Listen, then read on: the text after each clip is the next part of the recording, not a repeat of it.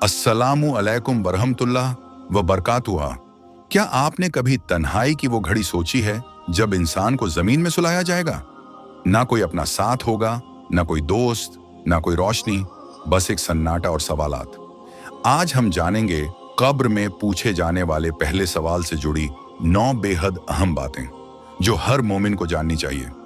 रसूलुल्लाह ने फरमाया, कब्र आखिरत की सबसे पहली मंजिल है। अगर ये आसान हुई तो आगे का सफर भी आसान होगा।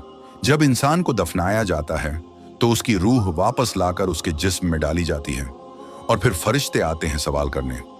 फरिश्ते पूछते हैं, 1. मेरा रब कौन है? 2. मेरा दीन क्या है? 3. ये शख्स कौन है जो तुम्हारे पास भेजा गया था? यहां मुराद रसूलुल्लाह से है, जो अल्लाह के साथ सच्चे थे, जो दीन पर चले। वो आसानी से कहेंगे, रब्बी अल्लाह, दीन अल इस्लाम व हजरत मोहम्मद अल्लाह के रसूल हैं। जो दुनिया में अल्लाह को भूल बैठे, जिनकी जिंदगी गुनाहों में डूबी रही, वो कहेंगे, हाँ हाँ मुझे नहीं मालूम, और यही गफलत उन्हें अजाब की तरफ ले जाएगी। हदीस में है कि ऐसा शख्स जिसकी जिंदगी दीन से दूर रही, उसकी कब्र इतनी तंग हो जाएगी कि उसकी पसलियां आपस में गूंथ जाएंगी। नेक लोगों की कब्र जन्नत के बागों में से एक बाग बन जाएगी। वहां एक खुशनुमा हवा चलेगी और जन्नत का दरवाजा खोल दिया जाएगा।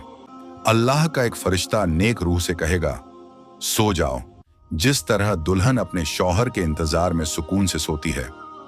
कब्र के सवालों के जवाब हमारी जुबान से नहीं बल्कि हमारे अमाल से आएंगे। अगर आज हम झूठ, गीबत, नमाज की लापरवाही और हराम कमाई में लगे हैं तो कल जवाब कैसे देंगे?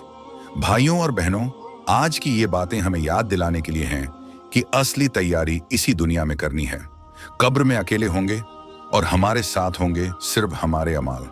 अगर ये वीडियो आपके दिल को छू गई हो तो इसे दूसरों तक पहुंचाइए। लाइक करें, शेयर करें और चैनल को सब्सक्राइब जरूर करें ताकि हर नेक बात आप तक पहुंचती रहे।